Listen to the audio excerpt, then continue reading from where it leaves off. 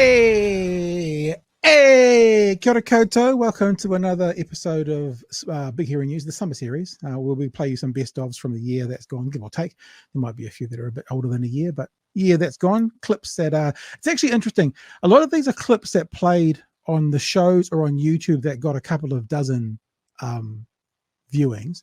But now when we're putting them back up again, they're getting across all our platforms several thousand viewings. So it's interesting for a lot of people. This will be the first time they've seen any of this stuff because, you know, our growth is like this towards the end of the year. So it's kind of like a new show for a lot of people, but technically these are best ofs and repeats. Tonight on the show, we wanted to talk about who we were politically. We get accused by a lot of people about being far left, and we're actually not far left. People who are far further left than us are far left, and we spent a bit of time talking about that one episode. We're going to play that for you as well. Also, pre-election, Matthew Hooton had some thoughts around Luxon's leadership and the coalition expectations versus reality. So his leadership, their expectations versus what the reality actually is. We'll have a look at that tonight. And also, New Zealand Herald David Fisher did a piece on Chantelle Baker during the year and actually used a bunch of our conversation with Chantelle Baker in that piece that he did. So we got him on to talk about what he found, what he wanted to say, and his investigation into the pile of human excrement that is Chantelle Baker. Hey, that's us for tonight. Enjoy the show. We'll be back shortly with a few other bits and bobs, but for now, let's get into the first clip of the night. This is Big Hero News. This is the Summer Sessions. Matthew Hooton on News Hub Nation in the weekend, kind of talking about how this is all going, and you know he's not a fan of Luxon. Like, let's put that out there to start with. If you're a Luxo flake, that should be the, you know how you have your name for your groupies, the Luxo flakes. That's quite good. So the Luxo flakes who love Sea Lux, yeah. Look, he's this. It's pretty well known that Hooton pretty much despises Christopher Luxon. He does some, to be fair, in this conversation, but it is a bit of a conversation around who Luxon is and how Hooton sees him performing in this coalition. Let's have a listen. This is not how it was supposed to go, is it? Christopher Luxon should be at APEC this week, but he is right now in limbo land. Well, it has been a humiliating 5 weeks for Christopher. You know, he said on the day after the election that he was a man of action, that he knew about mergers and acquisitions, he knew about negotiations, and he was going to get cracking, and that they were going to start that afternoon with his meeting with his strategy people, and none of that's happened. But perhaps, to be fair to him, what's going on is he's prepared to suffer those humiliations in order to focus on the content. And if he comes out with a deal where National maintains control of fiscal policy, of tax policy, the broad direction of foreign policy, the appointment of judges, controls Auditor General's Office, States Public Service Commission, SFO, and those sorts of things, and doesn't unravel the Treaty of Waitangi settlement process, which National has led for 30 years, then the humiliations will have been worth it. And the obvious point is he won't get all those things. Now, we watch sometimes Hooton when he goes on Bomber's show, and he uses much more direct, sarcastic, mean language. He's being a bit more reserved on, you know, terrestrial television. But I think one of the points here is he won't get all those things. So the embarrassment is just an embarrassment and nothing else, Chewy? Yeah, absolutely. Yeah, he's not going to get everything that he wants. That's what a negotiation is. Yeah, absolutely. And he's definitely going to lose his big one, which is the foreign buyers ban. And then, of course, the question by the media for the next 6 months is going to be, how are you going to pay for tax cuts? How are you going to pay for it? He's put, as you've said very wisely, Chewy, most of the leaders, if not all of them, perhaps not the Greens if I think about it, but maybe we could come up with one, have painted themselves into corners. National and their tax cuts based on foreign buyers' tax take is them painting themselves into a corner. Refusing to answer questions about what happens if you can't get it over the line has painted them into a corner, because what they've said is basically no matter what, we're doing these tax cuts. That's painting themselves into a corner. ACT has painted themselves into a corner because no matter what, they're doing a treaty on the referendum. I actually saw something somewhere the other day. I can't remember where I saw it, Chewy. Maybe it was public. Maybe it wasn't. Maybe it was a tweet. Maybe it was, I genuinely can't remember what it was, but someone saying that the word on the street, this is like an inside word on the street, is that ACT has been funded a huge amount of money to do a citizens-initiated referendum on the treaty if they lose the ability to do it through coalition. Now, I honestly and genuinely can't remember who said that. It might have been someone to me behind the scenes, which is why I'm not giving Edith credit for it. But it was a reputable source saying a citizens initiated referendum on the principles of the treaty or on the treaty or on however it gets worded is something that someone or some entities are funding ACT for when it doesn't get over the line in the coalition. So we'll watch the space. I had seen chatter about that as well. Yeah. All right. Will have made the right judgment to suffer those humiliations in exchange for good policy. And actually, in the end, it won't necessarily be totally, it's not necessarily, he won't perhaps sell it as being humiliating. This is part of politics. It's part of coalition deals. He's talked about his mergers and acquisitions experience, but actually coalition building is entirely different, isn't it? Well, it is, because it's the big party that must close.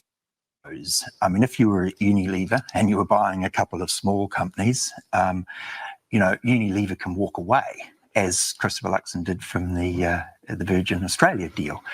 But you can't, because this would be like, if those small parties don't agree to merge with you, then Unilever goes broke. And so the dynamics are completely different. And I'm not sure that he understood that. I'm not sure because remember, he left New Zealand in 1995.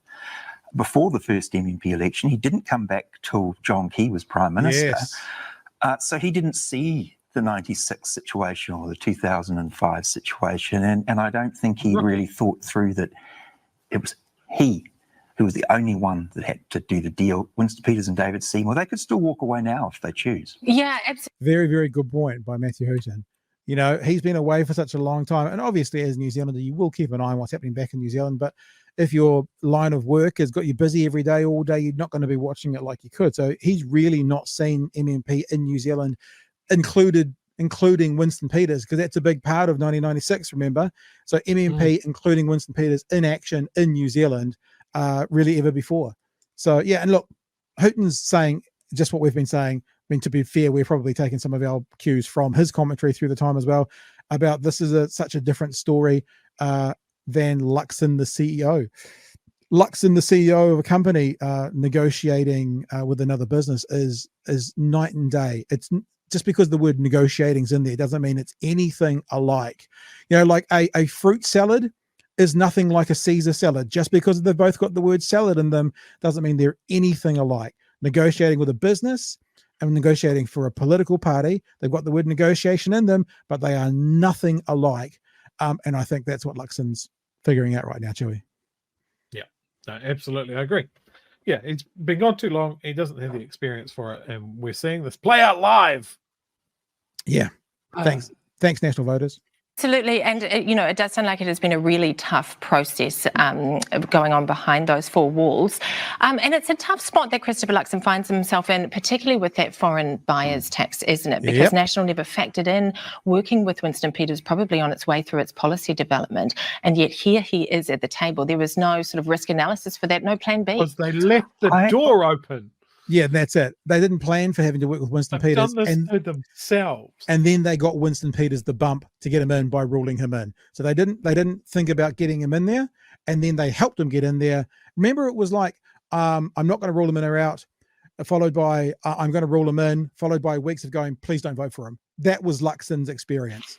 I refuse to rule him out. I am going to rule him in. Now please don't vote for him because it'll be trouble.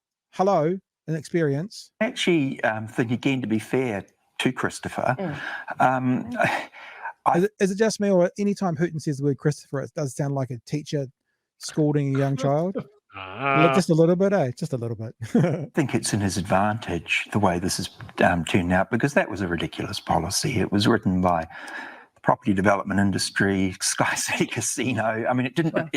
Every economist criticised it. Again. It wasn't fully funded. National says that its team came up with the plan, but no, but this is very true. I think what Hooton's going on to say is this could actually be quite a good exit from a policy that was never going to work. Luxon can get up and go, we want to do this. We think it's right. We've done the numbers. You can't say it wasn't going to work because unfortunately we're not going to be able to do it. We had to give it away. And it might actually be his way out of a policy that was never, ever, ever, ever, ever, ever times a million going to work. So he might have found his out to save face on some level, even though he's losing face by losing it to these two, saving face by never having to put it to the test and failing with it. So might be some total gain for the National Party not being able to do it. But it was widely criticised by... It was going to be highly inflationary. It was going to introduce $20-something billion of extra demand into our economy, which is why ACT opposed it. Obviously, New Zealand First can't allow that foreign buyer ban to be lifted. And I think he gets to avoid it because it would have been terribly inflationary and would have done significant damage to the economy, raised interest rates had it gone ahead, and now he's got an excuse for it not to go ahead. Yeah. Well, those are all... Exactly. Great point too, and I guess I stole it off Hooton, but very true. You know, he's looking for an out. He's now got an out. He doesn't have to do it. So he can now bluster and we knew this would have worked and it was costed and it's all good, but we couldn't test it because everyone has to give up something, and it means they've actually got out of jail scot-free by not having to do something that would have failed. Chewy. Yeah, no, I agree. I do. Hooton annoys me a lot of the time, but I do like it when he turns on his team because he personally doesn't like someone. He has a fair amount of blame for, I think, the things that we've mocked National for over the last couple of years. Wasn't he behind Todd Muller's run? I believe so. Yeah. So, yeah, I mean, as much as I don't trust the guy, when he's right, I think he's right. I think he has really put his finger on something that the National Party has not found a solution for, that has been years and years in the making. That, like, any time when you describe some of the people that are involved in the negotiations as the National Brain Trust, and it includes Simeon Brown, what the fuck is going on there? I assume he just comes in to bring in the biscuits, but if he's being asked for policy, that's a tremendous worry. If you don't know too much about Simeon Brown, but you've seen the movie The Castle, the character, I think his name was the character's name was Daryl. Dug another hole, Dad. Good on you, boy. That's Simeon Brown, and the hole that he's dug will be a pothole. Dug another pothole, Dad. Good on you, son. Well done. Hey, thanks for the super chat, Chris. If Luxon said he was picking up the bill or even half the bill for these fancy hotel meetings, people would think more positively about him. And yeah, look, I want to say this again. I will not. I refuse to stop beating this horse. Right, this dead horse. Is that I actually don't have a problem with political parties needing to spend what most citizens would consider a significant amount of money to nut this out. What I do care about is holding these two parties accountable to at least the same level they decided they had to hold Labour to. And that's simply a waste is a waste is a waste. I'll say it again. Axe David Seymour. New Zealanders are tightening their belts. So should we. Let's just spend $50,000 when we've got offices in Auckland, homes in Auckland, and cheaper locations we could have used in Auckland. So they're not living to the standard that they set for the Labour government. That's my criticism. It's hypocrisy. We should all hate hypocrisy wherever it shows up, especially in politics. Hey, got a team. Welcome back. I hope you're enjoying the summer session. I'm getting them so confused every time. I'm not sure which is which. I just wanted to let you know as well that we do have our merch store still running during this summer period. What we have available at the time of recording is Beardy Boy caps and Beardy Boy t-shirts. They're black on black, is very sleek. Of course, the blue on yellow is because Otago color has got to be. And we had a spare BHN hoodie, which is now sold out. So there's no BHN specific product to sell during this. But what we are going to do is, if you enjoy what we do and you want to support us and you want to have a bit of this sort of a gear, what we are offering is a 25% off any of that stuff that's left over whilst we are broadcasting these best of shows. So 25% off anything. All you got to do is head to bhnshop.nz and at the checkout use the promo code SUMMER. The promo code SUMMER to give yourself 25% off any of that merch that is in there. Thank you for those who have bought already. You probably, if you haven't received your product yet from Summer, you probably will be getting it soon because I did some sending out in the week of the 8th of January. If you're going to order tonight, then you can expect to have your stuff within a week or so, because I'll keep on top of it. bhnshop.nz if you want to support what we're doing. That is Big Hairy News, the shop, and of course coming back in 2024 there will be more product on that shop, more merch to get like we did last year, which you guys loved to bits, and we loved you to bits for doing it. bhnshop.nz. All right, team, we're going to keep trucking right now with another story for you in the BHN Summer Series or Summer Sessions, whichever you prefer, here on BHN. It's Big Hairy News. From the New Zealand Herald, our journalist David Fisher. David, good morning or good evening to you, sir. How are you? I'm great. Thanks very much, Pat. Hey, Chewy. Hi, David. Thanks for coming on. Yeah, thanks for joining us. Thanks very much for joining us. We have had some interactions over the last few weeks, and you contacted me and said you wanted to use some, or you wanted to look at some of the interview that we did with Chantelle Baker as a part of your research into writing this article, The Life and Alternative Realities of Chantelle Baker. We'll get into some more specifics, I think, as we go through, but how about we just throw the ball to you and we say it was an investigative piece on Chantelle Baker, her world, her work, what she's up to. Is that, if that's fair? My question, I guess, is what did you find? Why did you do it, first of all? Why were you looking at Chantelle Baker as a subject matter for a conversation? Chantelle Baker, largely because she was one of the disinformation dozen that was so named by the Disinformation Project last year, it's been fascinating watching the evolution of Chantelle over the last 12 to 18 months or so since she first popped up doing online interviews, initially on a dad's channel, and then did a few of her own, and then she was into the Parliament protest, and then everybody knew who she was. Although, I qualify that by saying everybody that was looking at that issue with quite a degree of interest knew who she was. I still don't think my mum knows.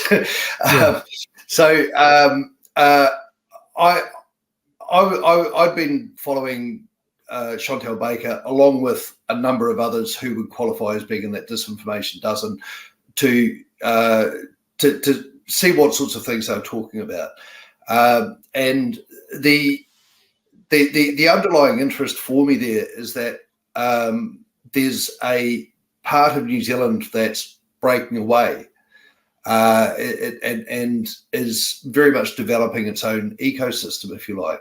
It's a part of our community that is disengaging from our community. And we saw representatives of that with the people that were outside Parliament protesting last February. And everybody will see people of these sorts in their community, or will have run into them or bumped into them on their local Facebook groups. And as that community disengaged, it's begun to attempt to develop its own ecosystem. And one of the things that it's doing as part of that is telling its own stories. I was really fascinated by the idea of that and wanted to look more into how that happens. How do you get a community that fractures, breaks off a chunk of the community, and then sets up its own services like media to minister that community? And if it is doing that, which it is, how is it doing that? And there's also a why is it doing that as well, which is always a really tough one to answer when it comes to motive. And that's what led into having a dive into Chantelle Baker and her background and what she's doing now. I guess I'm wondering, I mean, we're talking about it tonight, but how relevant is this conversation still? I mean, 12 months ago when the Wellington protest had wrapped up and there was a lot of noise around it, is it still as prevalent? Because like you say, lots of people don't know. Yeah. Is it still as prevalent today? Is it still as valid today? Is it still something that's like leaking into our society in a big way like it was perhaps 12 months ago? I see it a bit like the cracking bonfire that we had here on Saturday night, right? Which is that initial flare-up, which is the Parliament protest. That catches all the stuff, and that was a huge flare-up. By the time it rolled past midnight, it was that hard core that was still burning in the middle, and would be going for days and days afterwards. Yeah. So that community, or those voice leaders, or the leaders within that community, they're looking for traction. They had a community that they served at the time of the Parliament protest.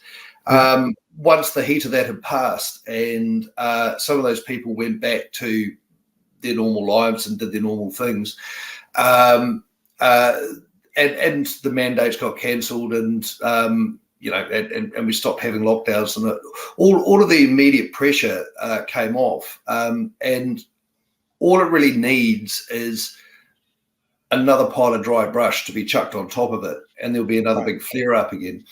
And so I think Parliament protests were a really big flare up. It was really interesting when the Hawke's Bay cyclone event happened. Because all of those old news people, or not all of them, but a lot of those old news people flooded to Hawke's Bay. And as it turned out, that wasn't the next big thing. Looks like the next big thing was trans rights, and what happened in Albert Park and Posey Park and that visit. Because those guys have been hot on that ever since that came past. So I think one of the difficulties that we have as a society is that the degree to which that hardcore community disengaged from New Zealand created a real rift. It's going to be really hard to heal that rift. When you look for those flare-up issues, what you're doing is building a bridge to the rest of the community and inviting them across. It's different from how you try and draw people back from that disenfranchised community. But when you hit those trans issues and you ask people, don't you want your daughter to be safe in a bathroom without a man being in there? It's a message that most parents are going to stop and have a think about. Most of those parents are going to think, actually, this is a bit ridiculous.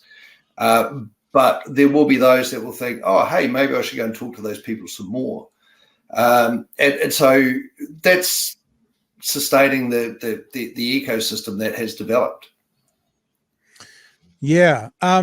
Couple of questions, specific ones. Was Chantelle Baker born in 1993? Because it seems that the biggest criticism the alt-right seem to be giving is, you said she was 30. She's only 29. This whole thing must be fake. Like, honestly, Avi Yemeni, this very controversial figure from Australia, put out this clip going, did you know that they said she was 30 and she's 29? So I was like, I mean, just out of interest, is it that she's born in 1993 and she hasn't had her birthday yet? It doesn't matter, but what is it? Yeah, so the way that came about, there's two versions of the story, a print version and an online version. Yeah. In the production chain beyond me, one of the people that worked on the layout and so on, the magic things sub-editors do that save me every week, they had read in the story that she was 22 in 2015. And so they wrote what's called a stand first, which is the introductory couple of paragraphs that go on top of the article. And they had written into that she is 30 years old, and then sent it to me to say, hey, is this right? Is she 30? To which I replied, I said, I don't know. I know that she was 22 in 2015. I don't know whether she's 29 or 30 now. So the sub-editor went back, took that out of the print version, forgot to take it out of the online version.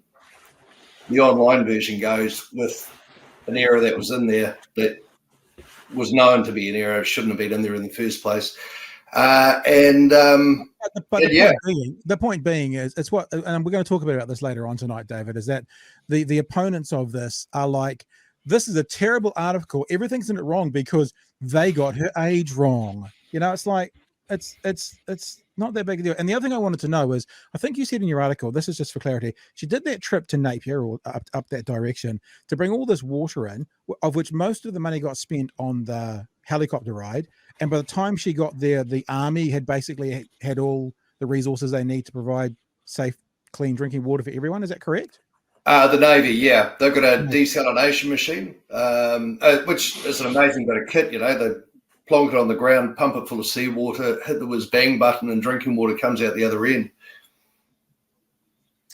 All right. So, Hey, yeah, that was it. Helicopters are expensive. You know, I mean, the idea that you're going to get a shitload of really, really heavy water up to Napier and then just duck it over the hills. There were, as Red Cross said at the time, there's better ways to help. Give us the money and we'll spend it on those that need it. But that wouldn't have got the likes, David. That wouldn't have got the clout. The love hearts on Instagram. That wouldn't have worked if they'd just given it to Red Cross. I mean, come on. Yeah, well, you know, that may well be the case. I mean, I believe that, and certainly in the Water for Wairoa effort, I think it was misguided, but I think that the intent was good. Yep. And I find that with a lot of things that Chantelle Baker does. She comes across through the videos as an incredibly empathetic person. And that degree of empathy that I pick up from that comes from speaking to the people that are her people. She's genuinely warm, genuinely interested in what they're saying, and genuinely wants to fix the problems that they have in their lives. I'm sure Chewy's got some questions as well, but I guess not my last question, but certainly the last of this part is the big part about the conversation is, what did you actually find? Like, what did you actually find in the investigation? I found that she wouldn't talk to me. That was a shame. Oh, really? Yeah, and I was really sorry not to have the opportunity to talk to her. That's how I came into contact with you, Pat, as you were saying earlier, because I was trying to find anywhere or anyone that had interviewed her at any stage, and as far as I can tell, you guys are pretty much it. And it was an extraordinary interview. I think if I found that we have in New Zealand the development of such as is developing in other countries. A phrase that I came across was ideological entrepreneur. And that seemed to me to describe really well some of the characters that are involved in the alternate reality media scene. And I call it the alternate reality media scene. It was I found that if I examined many of the things that Chantelle Baker said, they were, well, conspiracy theories. I'm trying to find, they don't make sense. What they are, David, what they are, respectfully, and I'm not trying to talk down about it, is they're always wrong. Like, they're always wrong. Like, we put a clip out. I've been, since we've done that, and I've sent Chewy a bunch of links for people who are watching that. Hopefully Chewy will be able to do the audio tonight. But we put up the link today that you've probably seen, where we went over some of the claims that she made we couldn't debunk in real time about myocarditis. And they're always wrong.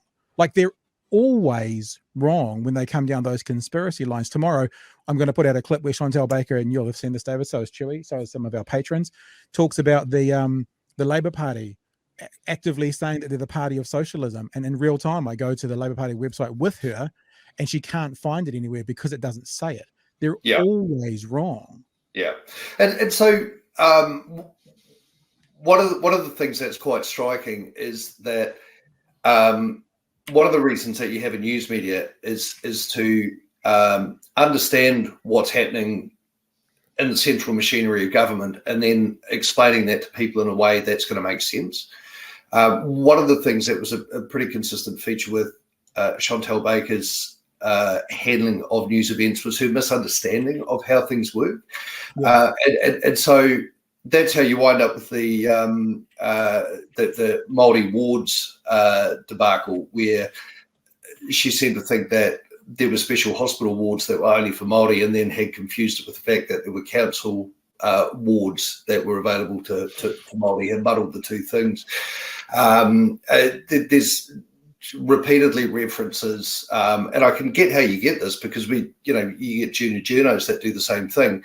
They muddle up the Department of Prime Minister and Cabinet with the Prime Minister's office. And sure, the Department of Prime Minister and Cabinet sounds like they work for the Prime Minister, but they're actually part of the civil service. They're like one of the central cogs in the whole machine that holds things together, and they're obliged to follow public service neutrality and all the rest of it.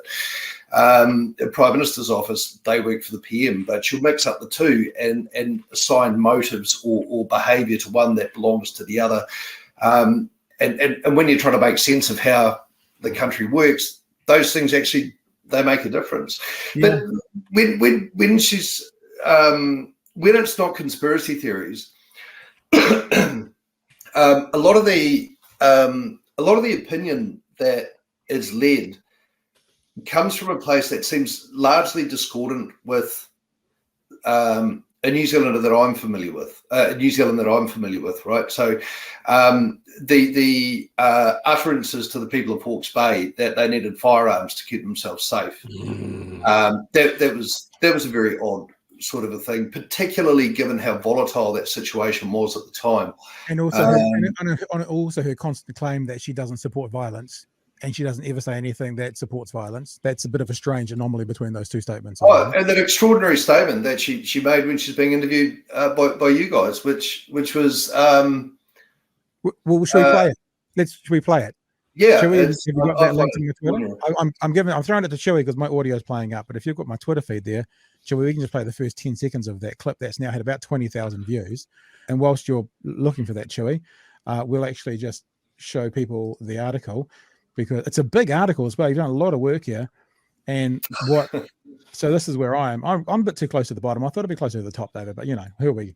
So this is what you say. This is about the violence. She distances herself from the talk of violence in an environment in which police became increasingly involved in death threats against politicians, from 38 cases in 2019 to 101 in 2022. Threats against former Prime Minister Jacinda Ardern went from 18 in 2019 to 60 in 2022. But Baker says people should be able to make the threat. An interview with Pat Brittenden for his online Big Hero News show, she said, "I don't think this government or the media respects the amount of pain everyday citizens have been put through. People are allowed to say unvaccinated people should die. That's been the rhetoric when the vaccine was first rolled out. So people are allowed to say that but the unvaccinated aren't able to say screw you or I wish I could put a bullet through Jacinda," which I agree is terrible to say, but I would personally never say it. But I support their right to say it. Do you want to play that, Terry, just so we can hear actually from her own mouth herself? You grab the screen and play that bit of audio. Just the first 20 seconds will be enough. So people are allowed to say that, but people who are unvaccinated aren't allowed to say, screw you, or I wish I could put a bullet through Jacinda, which I agree is terrible to say, and I would personally never say it. But when you I've seen support their right to say it. I support their right to say it, because I think that if they don't, can we be really clear? You support the right of someone to say I'd put a bullet through Jacinda. Well, because people have said that about me, right? People have messaged me that are pro. And the counterpoint from her is typically people have said it to me, and I just look. This is the debate that's been going on over the weekend. It's blown up a little bit on my Twitter feed. When our stuff blows up, David, it's had 10 or 20,000 views, not like hundreds of thousands. My point being is that, and I've even got the law in front of me here.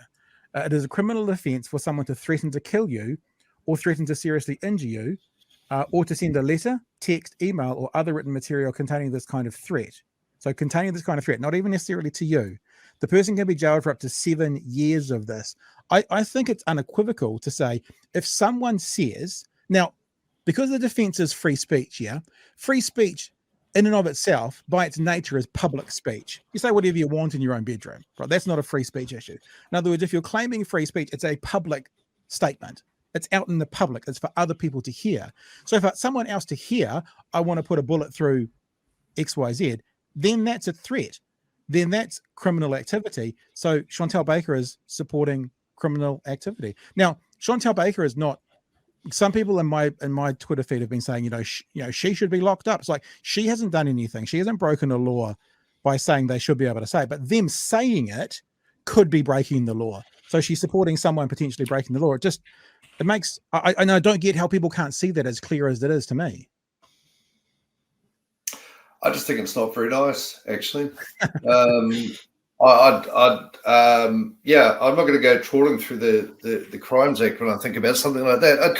The thing I think about when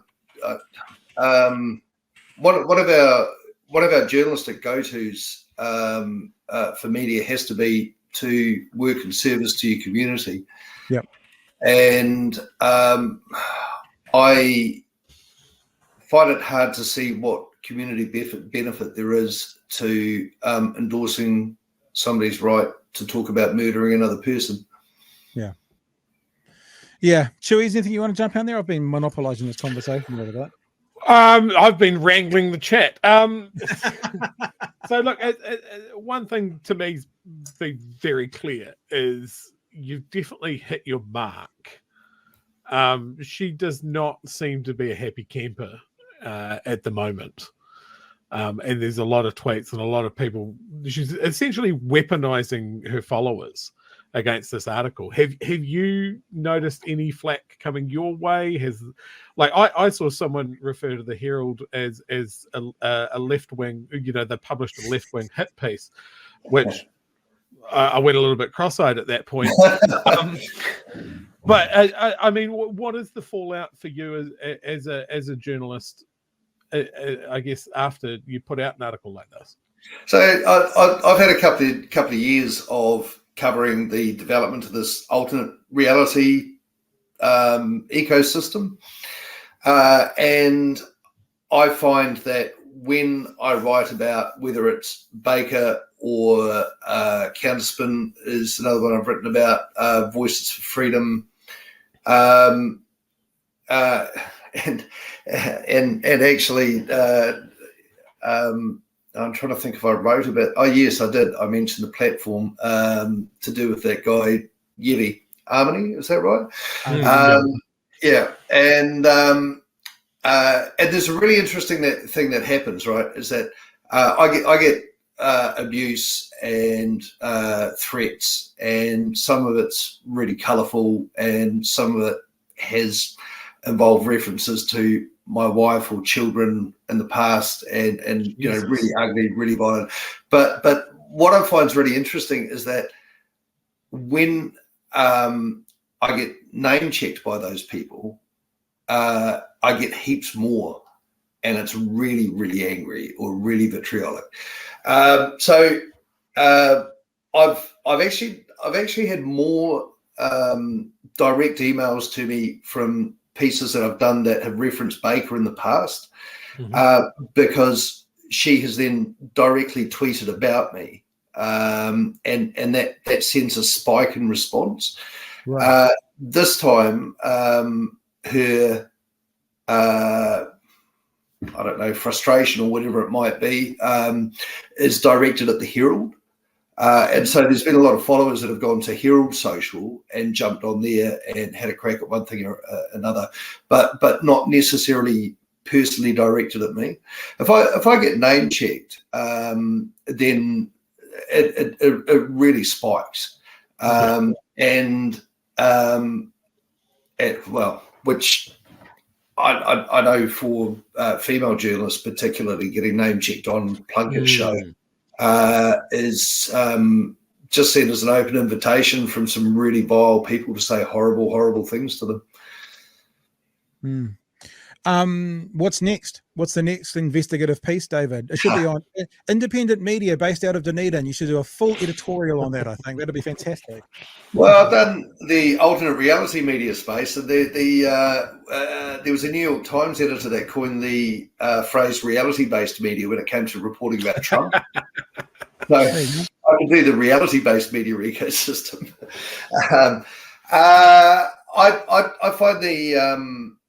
I find that space a really interesting one for me. It's been fascinating for some time, and I'm working on a piece that tries to understand whether the recent surge in trans anger, trans hate, the noise around the trans community has suddenly massively increased in volume. Yeah, so I'm looking at doing a piece on that. Welcome back. Hope you're enjoying Big Hero News, the summer sessions, and the interview that just played. I want to say a very big thanks, a very, very big thanks to all our lovely patrons, especially during this time where we are away on holiday and we're not doing the same amount of work to generate income. You all know that income for BHN is pretty small in generally, but these lovely people who are on board at the moment, as our patrons, we appreciate you very, very much. If you have become a patron during the summer period, you probably won't see your name on the billboard because this was at the time of recording what we had. All those lovely people who are part of our Coffee Run of Fuel patron level, and also the people who are executive producers, senior producers, and super patrons. If you're interested in being involved with what we do, then all you need to do is head to patreon.com/BH Big Hero News. I need to get my address right. Patreon.com/Big Hero News to be a part of the team, to be a part of what we do. 2024, we're going to focus in a new and different and fairer way on those lovely people who become part of our patrons. So there'll be more on the table over the forthcoming year for you guys being patrons on board than there has been in the past. I know you just got on board because you love what we do and you want to support us, which we appreciate greatly. But 2024, there will be more of a focus on actually providing patrons unique opportunities beyond what we're currently doing as well.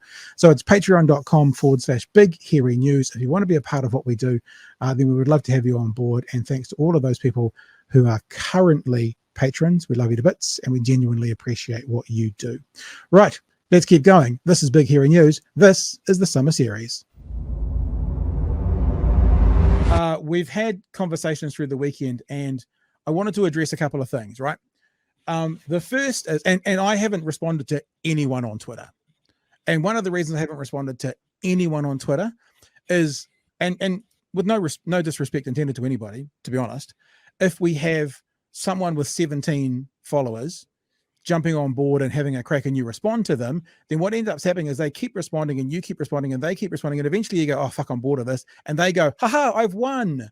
So that's one of the reasons I haven't done any responding to this at all. The second is, it's like what we're doing here. And one of the things I agree with to do with David is the intrigue around this community. I also think the intrigue around this community for me, and we've said this since day one, this is the thing that people are going to struggle to have a crack at us on. We're consistent, right? We are. And since day one, my biggest feeling for some in that community, not the disinformation dozen or the instigators, but in the community is one of empathy, because they've been either actively tricked or they've got bad information to put them in a position where they're worse off. You know, anything around the vaccines and COVID and all that kind of stuff, people choosing not to have it and losing jobs, it was a choice. And I feel so sorry for them that they've got bad information that's led to that. So we've been empathetic from day one, without question. You know, those people at the top, the Chantelles, the counterspins, they're a different kettle of fish. It's not a kettle of fish, whatever. Yeah, it is. As he said, kettle of fish. What the kettle of fish? Because you're a psychopath who cooks fish in a kettle. No, I don't feel so sorry for them because they're, I would say on majority, many of them are grifting. I can't say all because I struggle to have absolutes, but many of them are grifting. But the people who are coming under them, who are believing them, I mostly feel sorry for, because they've been, it's like being in a cult. Like everyone knows here that I love religious stuff and I love religious talk. I've spent quite a lot of time also investigating, looking into and helping people get out of cults, religious cults. And there's so many parallels. I don't ever feel angry about someone being in a religious cult. I'm like, man, you've been fooled. You've been tricked. We need to help you. So and although it's very difficult to do this because that line between the positions is so hard, but that's typically how I feel. Now, in saying all of that, so I haven't been responding on Twitter, but I thought I might talk to a couple of things tonight, Chewy. And this is and I'm not bringing up anyone's tweet to embarrass them or show them up. This is all public record because it's on Twitter. So I thought I'd just bring them up, right? This one here, for example.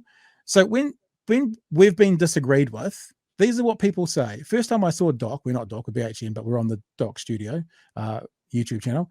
I got excited. A sensible New Zealand-based podcast. It didn't take long before it looked like money had got to him. So people think that we've got money and that's changed our perspective. Go back to episode 1. Nothing's changed here. In fact, we may become a bit more nuanced. Everyone grows and learns. But this is what's been going around the internet today, that money's got to us. The other thing that's been going around is, that's a tweet from Chantelle that someone sent me. is us being massive leftists. Now, I want to make this really clear. I won't speak for Chewy. Chewy, you can speak for yourself. I am not a far leftist. In fact, we got kicked out of that boat if we wanted to be in it. And people who are fans, quote unquote fans of the show, will know that. We are not affiliated with the far left. The far left rejected us vehemently. Do you know why they rejected us? Do you remember why they rejected us? They rejected us because we fucking talked to Chantelle Baker. We did an interview with Chantelle Baker, and that got us rejected by the far left, which was a good thing in the end because it gave us our lane. One of the other ironies, and this might be telling a little bit too much about what's going on behind the curtain, is several of those people who kicked us out of the boat who are in the far left are now tweeting and supporting these comments and stuff that we are making about Chantelle Baker, showing video clips about Chantelle Baker that they kicked us out of the boat for recording. So it's a very strange situation. So to say that we're far left is ludicrous. Well, okay, sorry, Chewy, I'm not speaking for you. To say I'm far left is ludicrous. We actively say, in fact, we've done a political compass. We've shown people where we are. We basically sit on the left and we sit down near libertarianism. That's where both Chewy and I sit politically when we do the political compass. But the far left, the people that are accusing us of that, using it as a weapon, it's not a weapon, that they don't want anything to do with us. That's been very, very clear. Because we play each ball on its merits. Should we say it? Should we say the walk and chew game? No, let's not say that tonight. And because if it's worth doing, we do it. And if it's not, we don't. And we've talked to far right people before, and the far left have hated us for it and piled on us for it as well. So we're not in that camp either. And I'm sorry if you're going to try and pigeonhole us, but it's very difficult to pigeonhole us when we're, I don't know, we're the shape of a chicken, not the shape of a pigeon. Yeah, like I'd quite easily say that I am quite left, but I am not far left. There's stuff that the far left do that just makes me roll my eyes. And my position can change from situation to situation, of course, but I'll generally fall on the side of marginalized people, minority groups, and basically anybody that literal Nazis don't like. I'm on their side. So that's where you can pigeonhole me. And happy to be there. Here's the other thing, and I'll bring that tweet back up again, then I'll put up the Chantelle tweet as well. The other thing that they are showing absolute no knowledge of what we do is this. Did you speak out against the violence at Albert Park? And Chantelle Baker, I haven't got the whole tweet, sorry. That's pathetic. I was saying that your fake outrage is hilarious. Do you care about real physical assault of women at the Posey Parker? Whatever. Now, the other thing that's hilarious about that, and this is our consistency, is did we, Chewy? Yes. Did we spend 2 shows talking about the violence? Did we say that the person who got the tomato soup tipping over the head, the assault charge was probably right and it's for the courts to figure out? See, we do. And so that's why this thing doesn't impact certainly me, and I'm assuming not Chewy, is that they don't know who we are. They don't know what our positions are.